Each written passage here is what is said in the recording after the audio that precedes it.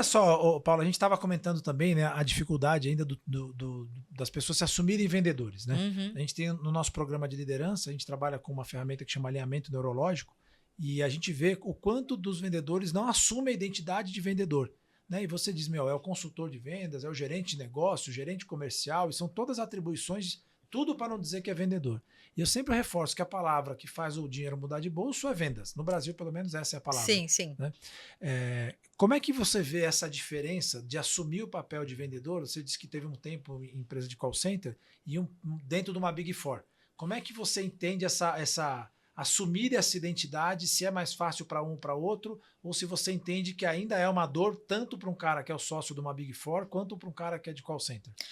Um cara de call center, tem gente que ele tem algumas pessoas que elas já vêm com esse skill. Eu vendo, eu gosto de vender, ele sabe que o salário dele vai ser maior por ele vender. Quem não tem perfil já fala, não tenho perfil, não quero atuar nisso. Agora, quando o cara é muito bem, ele tem hierarquicamente um patamar mais alto e ele se formou para ser um excelente técnico naquilo que ele faz, aí eu tô falando um pouco de sócios, de gerentes, de diretores, por exemplo, de uma Big Four, ele estudou para aquilo, ele não quer ser vendedor. E os desafios e as metas dele são focadas na venda. Então, a gente tem o desafio de muitas vezes ter que fazer o treinamento de venda, elaborar um treinamento de venda e não colocar o nome que é venda. Porque se você põe que é venda, ele fala, não vou. Ele não vem, ele fala, eu não me formei para ser vendedor. Eu não me formei para fazer venda. Eu me formei para ser técnico. E quando ele chega hierarquicamente num nível muito alto na empresa, ele precisa vender.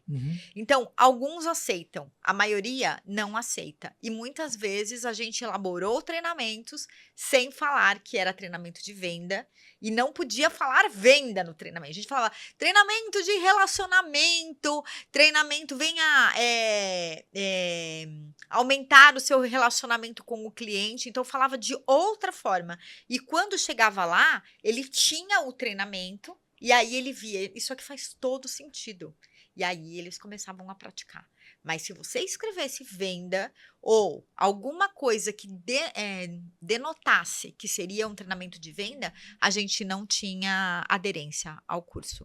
E aí, assim...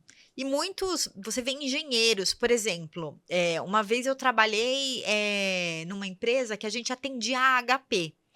E os principais técnicos, eles eram vendedores, mas eles tinham essa clareza. Eu trabalho na HP e eu vou lá, eu explico, eu detalho o que a HP faz e aí a gente faz a venda. E ele tinha essa clareza, que ele era um técnico, mas ele fazia a venda. E aí, beleza. Agora, quando o cara tá num nível muito alto, ele fala, eu não tô aqui para vender. E se você pudesse olhar, né, assim, quando você deve ter vivido várias situações de estar diante dos diretores, sócios e ter que discutir esse tema nesse lugar aí, né? Para poder solucionar, inclusive. Se você pudesse olhar pelos olhos deles, o que você acha que eles estariam sentindo ou vendo para dizer isso? Cara, se tiver uma palavra vendas, eu não vou. O que será que passa na cabeça desse cara? Então, a primeira coisa é que a gente era bastante alinhado com o CEO da empresa. Tá. Então, a gente tinha... Porque o CEO, ele tem clareza do que ele quer, né? Então, a gente... Toda vez que ia fazer esse tipo de treinamento, a gente alinhava. E ele falava, eu quero que os caras vendam. Eu quero que eles precisam entender que o papel deles é trazer vendas para a empresa. Conseguir outras empresas para a gente trabalhar. Então, esse alinhamento a gente tinha. E aí, assim, quando... a gente levar, eu não sei se eu entendi a sua pergunta, mas assim, a gente não chegava a falar para eles que seria a venda. A minha pergunta, assim, hipoteticamente, né? Quando as pessoas negam que não querem ser vendedores, ou a ponto de você ter que mudar o nome de um curso para ensinar uma técnica que no fundo é de vendas, o que você acha que esse cara sente para falar isso? Para falar assim, eu não quero ser vendedor, né? Eu sou muito inteligente, vendedor é burro. Qual será que é a dor que o cara tem de dizer, eu sou um alto executivo, sócio de uma Big Four e eu sou um vendedor foda. Como, por exemplo, é bem resolvido o João Adib da CIMED, que o cara fatura 5 bilhões e ele é vendedor. Sim. Então, o que será que tem, sabe, essa lacuna eu acho que é a questão mesmo de que eu me preparei para ser um executivo. Eu não me preparei para ser vendedor. Para mim era muito claro isso. Eu sou um executivo, eu não sou vendedor. E aí é isso que tinha muito como claro. Mas a hora que ele fazia o treinamento, ele via que fazia sentido. Às vezes, e aí assim, eu assisti uma peça de teatro essa semana, a semana passada.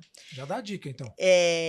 Foi lá na Porto, foi O Homem que Queria Ser Livre. Tá. E aí uma coisa que ele fala é assim, o que eu não sei, ele fala na peça, o que eu não sei não existe.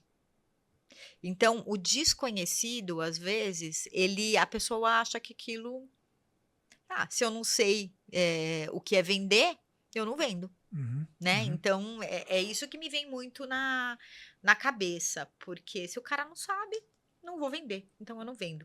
A partir do momento que você dá clareza para ele, e aí você chama de relacionamento o que ele vai fazer, aí ele fala, isso faz sentido, isso faz sentido.